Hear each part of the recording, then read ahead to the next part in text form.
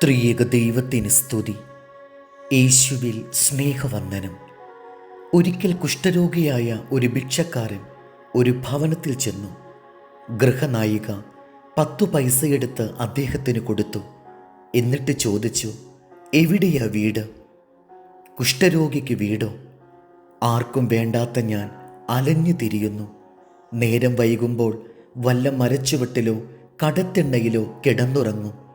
അങ്ങനെ എൻ്റെ യാത്ര തുടരുകയാണമ്മ, ആ കുഷ്ഠരോഗി പറഞ്ഞു.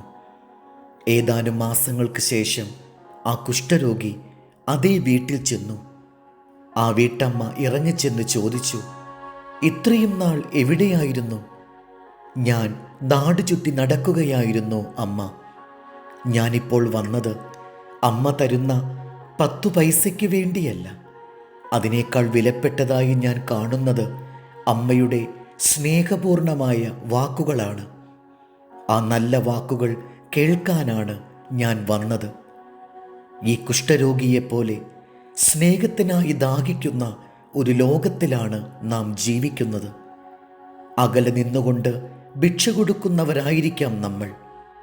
എന്നാൽ അറിഞ്ഞു കൊടുക്കുന്ന നാണയത്തുട്ടിനേക്കാൾ അധികം അവർക്കാവശ്യമുള്ളത് ഒരിറ്റു സ്നേഹമാണെന്നുള്ളത് നാം മറക്കരുത്. ആദ്യം സ്നേഹിക്കുക, പിന്നീട് നിങ്ങളുടെ കഴിവ് പോലെ കൊടുക്കുക. സ്നേഹരഹിതമായ ഭിക്ഷ കൊടുക്കലും വഴിപാടർപ്പിക്കലും എത്രത്തോളം നമ്മിൽ പ്രയോജനപ്പെടുന്നുണ്ടെന്ന് ചിന്തിക്കുക. സ്നേഹം ദൈവത്തിൽ നിന്നാണ് വരുന്നത്. ദൈവം സ്നേഹമാണ്. സ്നേഹസ്വരൂപനായ ദൈവത്തെ നമ്മുടെ സ്നേഹപൂർവകമായ പ്രവൃത്തികളിലൂടെ സമൂഹത്തിന് കാണിച്ചു കൊടുക്കേണ്ടതിന് പകരം സ്നേഹശൂന്യമായ സൽക്കർമ്മങ്ങൾ കൊണ്ട് ദൈവത്തെ മറച്ചു പിടിക്കുന്നവരല്ലേ നാം. സ്നേഹിക്കുവാനും സ്നേഹിക്കപ്പെടുവാനുമുള്ള അന്വേഷണത്തിലാണ് നമ്മിൽ പലരും.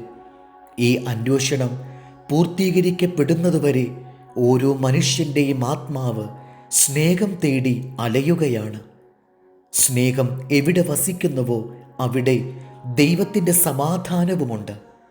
സദൃശവാക്യങ്ങൾ 8:17. എന്നെ സ്നേഹിക്കുന്നവരെ ഞാൻ സ്നേഹിക്കുന്നു. എന്നെ ജാഗ്രതയോടെ അന്വേഷിക്കുന്നവർ എന്നെ കണ്ടെത്തും. ദൈവം നമ്മെ അനുഗ്രഹിക്കട്ടെ.